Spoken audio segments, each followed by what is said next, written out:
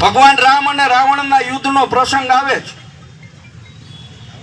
ભગવાન રામ અનેક પ્રયત્ન કરતા હતા, રાવણ મરતો નહોતો. રાવણના ભાઈ વિભીષણે આવીને ભગવાન રામના કાનમાં કીધું કે એનો જીવ એની નાભીમાં છે.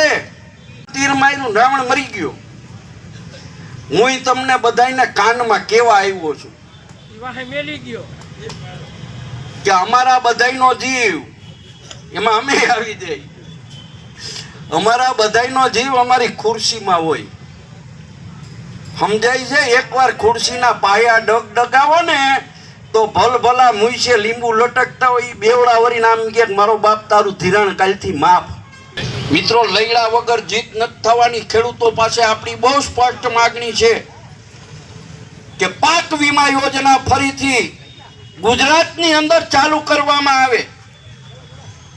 લલિતભાઈ, આપને કહું કે રાજ્ય સરકારે 2020 ની અંદર પાક વીમા યોજના બંધ કરી.